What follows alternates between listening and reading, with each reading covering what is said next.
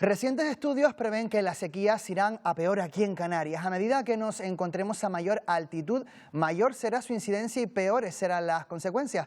Hablamos de ello con Abel López, que es doctor en Geografía Física, investigador en riesgo de desastres naturales. ¿Qué tal? Buenos días. Buenos días, ¿qué tal? Bueno, ¿qué condiciones tienen que darse para hablar oficialmente de que estamos en una sequía?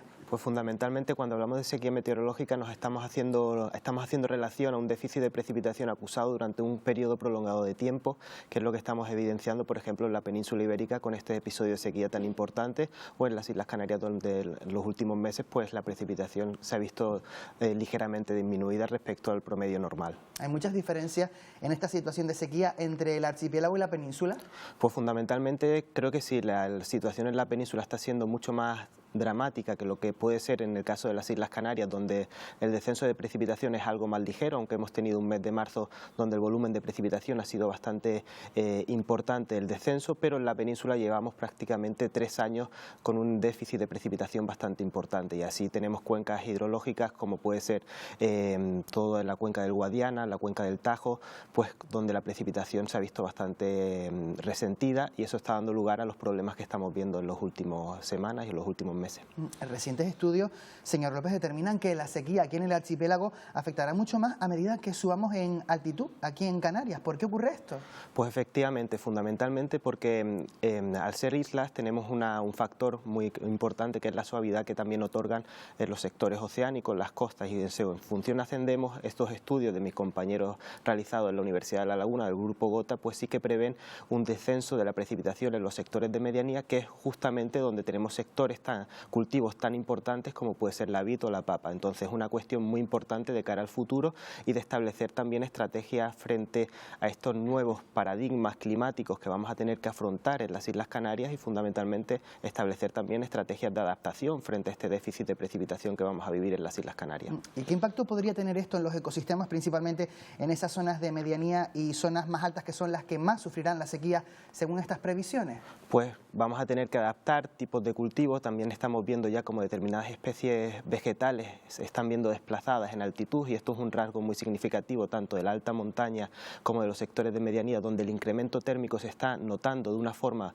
mucho más importante que en los sectores costeros, y por tanto el sistema ecológico se está adaptando a las nuevas condiciones climáticas que están imperando en las Islas Canarias, tanto en ese déficit de precipitación, pero también en ese aumento de las temperaturas que se está evidenciando.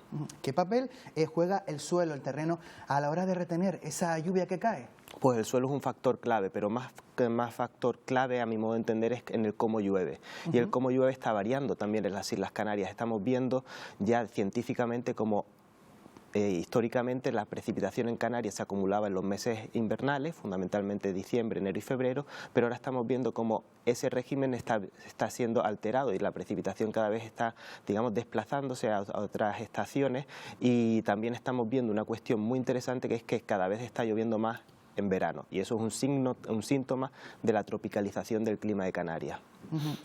Hablamos de esas tierras, de esos terrenos que sufren esas sequías durante largos periodos de tiempo. Entiendo que también esto afecta a la fertilidad de esos terrenos. Habrá como dice usted, una redistribución de esos cultivos, de esos pisos vegetales. Efectivamente, al final estamos adaptando las condiciones climáticas. El déficit de precipitación está siendo bastante importante en los últimos años. Se prevé que ese volumen de precipitación en las Islas Canarias descienda alrededor de un 30%, por tanto el clima de las Islas Canarias está cambiando y fundamentalmente va a cambiar más en los próximos años. Por tanto, las condiciones de fertilidad del suelo van a variar, el volumen de precipitación disponible va a variar, y necesitamos establecer y diseñar estrategias de adaptación no solo para los medios urbanos, sino también para nuestros medios naturales, para que sean mucho más resilientes y resistentes a las nuevas condiciones climáticas. Muchos cabildos han adoptado la declaración de emergencia hídrica. ¿Esto para qué sirve desde el punto de vista práctico?